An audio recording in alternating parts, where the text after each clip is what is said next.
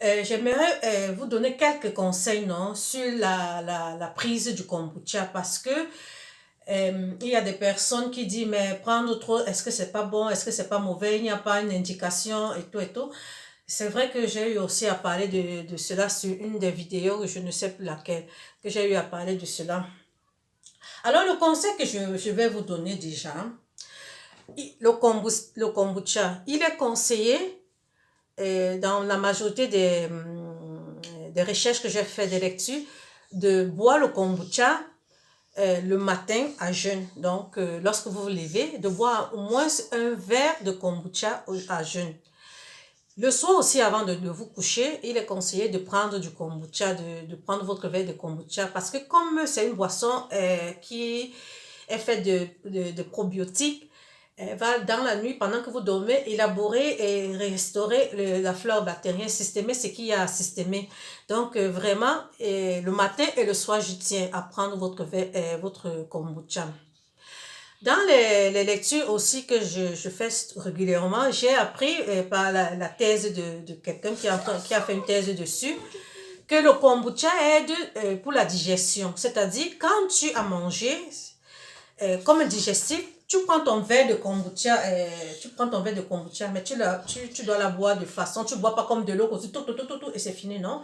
Tu bois un peu, après avoir mangé, ça aide aussi pour la digestion. Et là, je l'ai aussi expérimenté et ça a fonctionné, c'est-à-dire, souvent je mange des trucs pesants et lorsque je bois mon verre de kombucha, je rôde et je me sens plus léger, je digère rapidement. Et sur mes vidéos, il y a le vrai Richard qui a eu à parler de ça, monsieur le riche.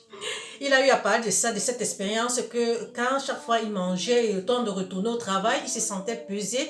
Mais depuis qu'il a découvert le kombucha, quand il boit, il se sent bien, il ne se sent plus ballonné. Et moi-même, avant, j'étais pas attentionnée, j'étais pas, comment dire, atteinte.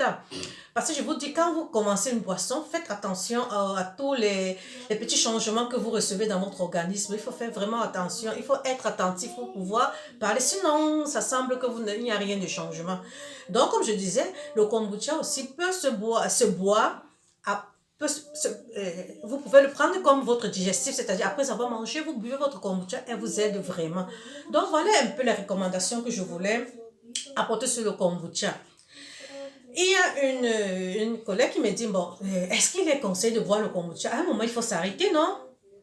Moi, en février, ça va faire un an que je bois le kombucha, c'est-à-dire au départ, comme je l'ai découvert après l'été venu, à l'été, vraiment, je la buvais, je pouvais boire un litre de kombucha par jour, ça, je ne vous mens pas. Mais ça m'a permis, comme je vous disais, au niveau de la digestion, moi qui était une constipée à mourir, je suis allée au sel. Actuellement que je vous parle, je pars au sel 2-3 fois par jour.